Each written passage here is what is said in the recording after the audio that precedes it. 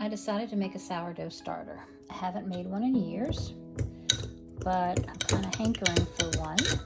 And when I get it started, I will keep it going. My father kept one going for about 20 years. And ever since he passed away, I just hadn't had any interest. I think it's because I was just kind of depressed, and my dad was my best friend, and I just couldn't bear to make it and think about him. Yeah, it was 2 years before I could make a Thanksgiving dinner because I miss my dad so much. But anyway, I think he would like it if I got back into the tradition of things. So I'm going to make another one. So what I've done is I filled this container up to about right here with water, warm water, not hot, but warm.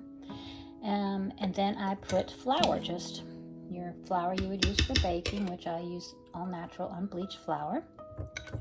You're going to give it a really good mix, and you want it to be like pancake batter. I know everybody tells you have to measure this, you have to measure that, but I'm sorry, back in the wagon days, they didn't have measuring. Everybody just eyeballed everything, and that's the way my dad taught me. So this is about the right consistency. Actually, I think it could be a little bit thicker. So we're going to make it a little bit thicker. But you see, I'm just putting it in the water, stirring it up. That's about the right consistency right there. Now what we're going to do, my daughter gave me these beautiful little containers. They do have locking lids on them with a rubber seal on it so that you can reuse them. They're very, very nice.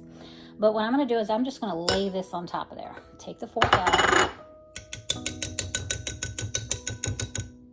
Make sure we get, you don't want to leave anything dry in there, so make sure there's nothing dry. That looks good. You can scrape down the sides too, because you don't want too much up on the sides. Then we're going to just lightly lay this lid on there. I'm not using any of the clips or the seals. I'm just laying it on there lightly, because what's going to happen is it's going to start to what they call ferment. And that's how you get your good bacteria in there. So we're going to leave this lid on very lightly. So in case it does start to ferment way too much, the lid can pop up. Kind of like when you're doing fermenting with your pickles and things, you have a little burp on it. Well, this won't need a burp. It'll just pop up. Hopefully we won't get that much on it. I'll take care of it before that happens. But anyway, this is day one. It's probably going to take a good 7-8 days to get this going, depending on the temperature. We are a little bit cool in Florida right now. We are in the low 70s, high 60s during the daytime, which is very unusual for us because it is December, so it's a little cool.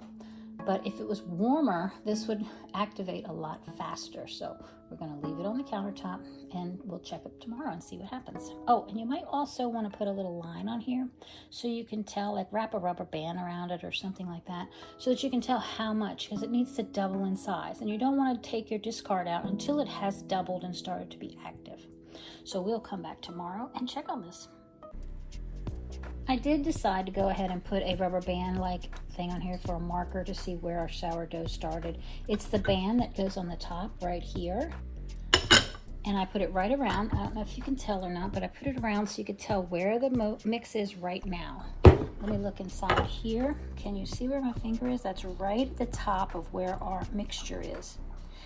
We'll put the top back on there lightly. Then tomorrow we'll come in and we'll see how far up our mixture came compared to this rubber band. Otherwise, you don't have a mark to know where you started. You, like I said, you can put a magic marker mark on there if you want to, but I prefer not to write on these.